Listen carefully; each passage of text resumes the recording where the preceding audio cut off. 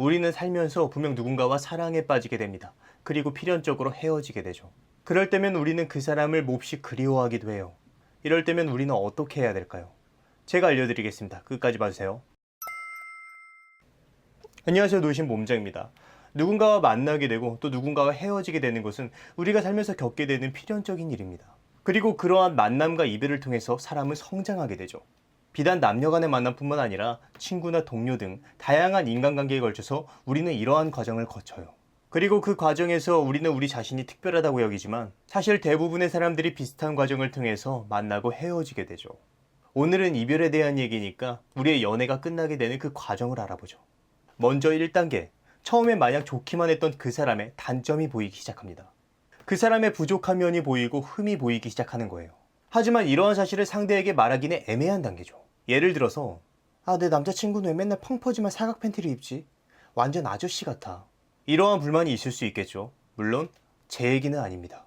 이렇게 상대에 대한 흠이 보이기 시작하는 단계를 개인내 단계라고 심리학자 덕은 말했습니다.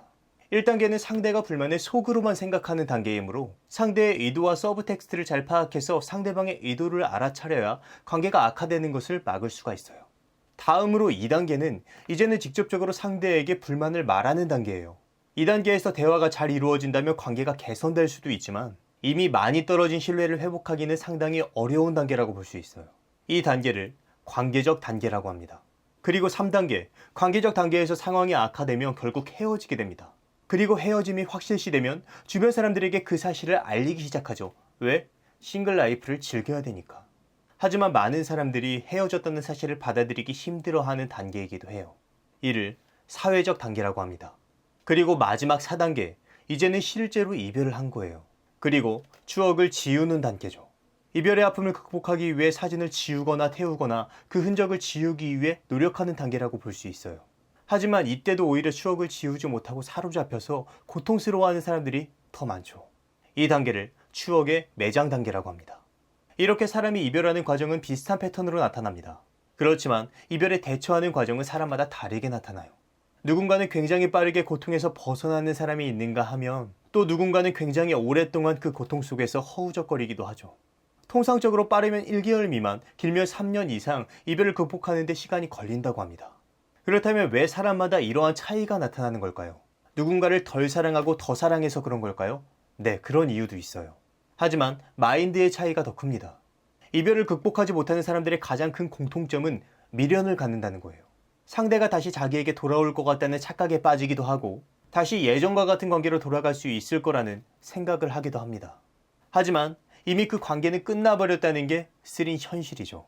따라서 현실을 받아들일 필요가 있습니다. 그리고 이별을 극복하기 위해서 다른 사람을 만나는 경우도 있어요. 이것은 좋지 않은 방법입니다. 심리학 용어로 치환이라고 하는데 오히려 이 방법은 그 사람의 빈자리를 더욱 생각나게 해서 헤어진 사람에 대한 그리움을 더욱 강화하는 경우가 많기 때문이에요. 새로운 사람을 만나는 것은 아까 이별의 단계 마지막 단계에서 추억의 매장을 확실하게 하고 만나는 것이 좋습니다. 그렇다면 어떻게 이별의 아픔을 슬기롭게 극복할 수 있을까요? 하나의 방법으로는 차라리 그 사람을 미워하세요. 실제로 헤어진 후에 전남친, 전여친을 굉장히 증오하는 사람들이 있는데 이것은 일종의 방어 기제로 적개심을 통해 이별의 아픔을 극복하려는 시도입니다. 이러한 방법이 조금은 마음에 안 들지라도 이별의 아픔을 극복할 수 있다면 시도해보는 것도 괜찮습니다. 왜? 세상에서 가장 중요한 것은 바로 나 자신이니까요. 두 번째 방법으로는 상대방의 흔적을 지우는 거예요. 저도 헤어지고 나면 다시는 그 사람에게 연락할 수 없도록 연락처를 다 지워버리곤 합니다. 그 사람을 연상시키는 흔적을 다 지워버리는 거죠.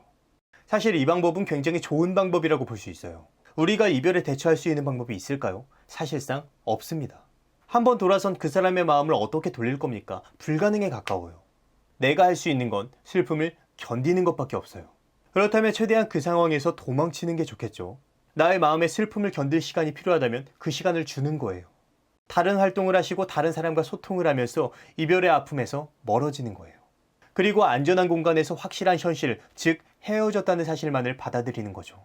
다시 돌아올 거라는 헛된 희망과 기대는 머릿속에서 지우시는 겁니다. 괜한 추측이나 기대, 가정은 하지 마세요. 그리고 자책하지 마세요.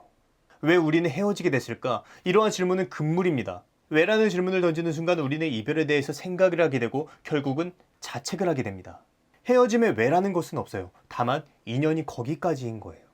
이별을 통한 깨달음은 있지만 자책은 없었으면 좋겠습니다. 그리고 여러분 자신을 더 소중하게 여기고 생각하는 시간을 가지셨으면 좋겠습니다. 조금의 시간이 흐른다면 여러분을 아껴줄 다른 사람을 만날 수 있을 테니까요.